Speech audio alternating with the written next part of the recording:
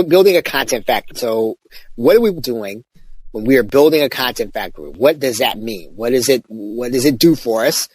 How's it going to help us? So let's first start with what a content factory is. And a content factory, shortly, just briefly, it is the process to produce your best and most engaging content. It's like training, but it doesn't have to be, right? So basically, whatever helps people the most, whatever really gets people and gets them from point A to point B. Now, what I want to focus on here is the factory part, right? We probably know what people read already and what they've said and made comments to us about. Hey, you know what? That was really helpful. Thank you for doing that. Thank you for that video, or thank you for that blog post. It really helped me, or I really liked your pod. It doesn't really matter, right? Whatever your content is, that's not the part that I want to focus on here in this training. I want to focus on the factory part, because the factory part is what we want to kind of get in motion, because we want the factory part to be routine. We want it to be routine to create good content that helps people. And the factory part also implies that it might not start out in the format that is right for your audience. In other words, it might start off as a blog post, but your audience really wants to listen to stuff. Or it might start off as a blog post, but your audience wants to watch a video. Or it might start off as a video, but it might be that your people like to read. And again, that's not the important part. The important part is that you get it created on a regular basis, and that you have this process, that you have this method, that you have this series of things that you do to turn it into the content form that gets to the people that really find the most help for us. It also implies intentionality. So in other words, it has a schedule, right? So again, I've always suggested that you do some kind of content creation at least on a weekly basis, right? Some people do daily, but again, you can, if you're doing it at least weekly, it needs to have purposes aligned with your business. So in other words, you're not just creating it because you decided, and again, I love vlogs, right? I like them. I think that though that for your business, you can be a little more intentional, right? And you can still be organic. You can still have connection. You can still, I'd say, adapt to what your people want. You can still adapt to what they need. However, it does need to be intentional. You need to have a business purpose. You need to have a reason to help people. Now, it does need to come back down to, something that will either indirectly or directly sell your products. Now, this is a little bit controversial because some content will not directly lead to more money, right? Directly. However, right, if all you're doing is you're elevating your profile, that still does help you to sell more products. So again, it has to have a business purpose if you're going to connect it to your business. Now, it does imply there are going to be several steps in the process. So a factory-like setting, a factory-like process is going to be more than, hey, you know what, I turned on my camera and I just went for it. Again, there's some people who can do that, but if you can be a little more systematic, the content factory will help you then to again, build more subscribers, build more buyers, build more prospects, and build more activity and more interest in what you're trying to do in your business. Again, so now what's the first step? The first step is what I call gathering up the raw material, right? Gathering up the raw material. And basically, whatever your content factory produces in terms of information, it's got to have unique raw materials, right? It's got to be unique, right? So basically, it's the unique content that keeps your audience coming back to hear you more, right? So it can't be information they can get any place. Right. So again, it can't be just the stuff that they're hearing on social media that you're regurgitating.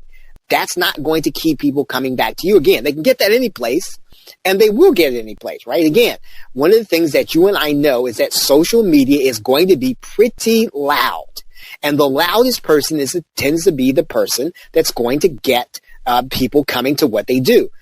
And again, if you can do that, right? If you can compete in that environment, that's great. Most people are not going to be the loudest, right? And that's not going to be the majority of the people. This strategy, the content factory strategy, is one that really depends on being consistent. Doesn't depend on you having star power.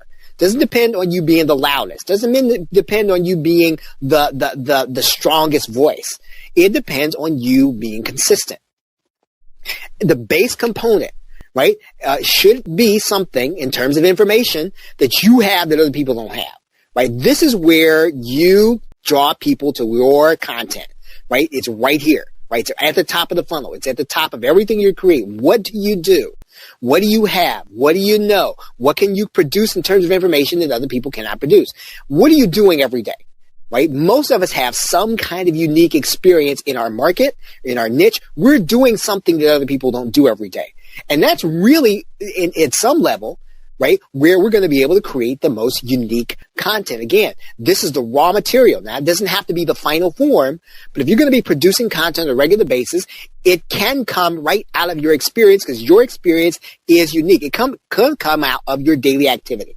Right, so whatever it is that you do every day in order to produce the results you're producing, your content can come out of that daily activity.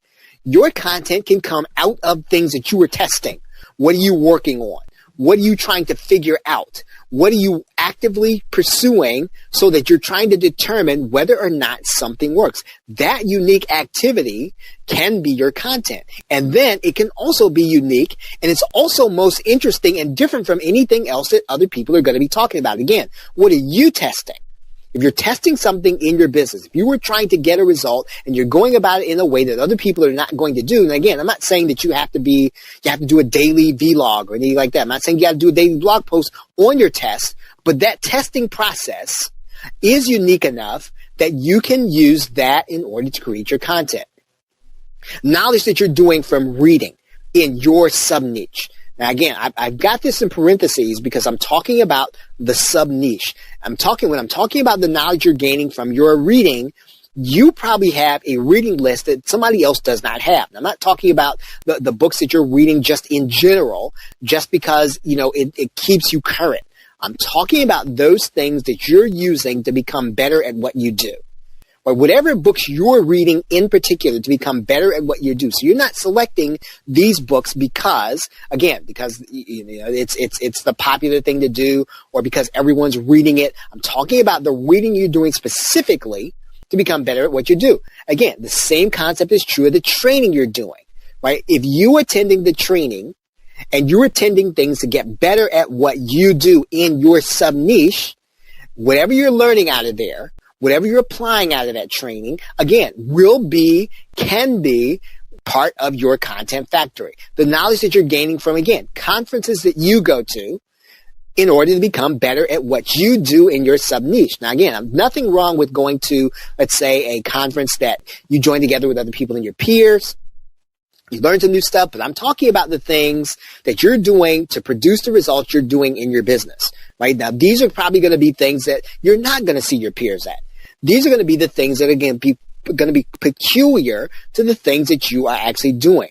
And I want to say this about PLR because I'm a big believer in using PLR to beef up your content. I'm a big believer in using PLR for this process, but not at this stage. Right? This has to be about you because this is the most important part of creating content of all things. In fact, if you're starting to talk about even doing, I've talked about the fact that one of the things you can do to make your PLR content, let's say unique, is to do interviews. But how do you choose the angle for the interview? You choose the angle of the interview based on all these other things, your experience, your daily activity, your testing, your knowledge from reading, your training, your conferences. This is where you differentiate because I've seen this, right? I've seen people say, okay, I'm going to add in an interview to my content to make it unique. Well, that doesn't necessarily make it fully unique. It is the angle, it is the knowledge, it is the help that you're able to give from your unique perspective.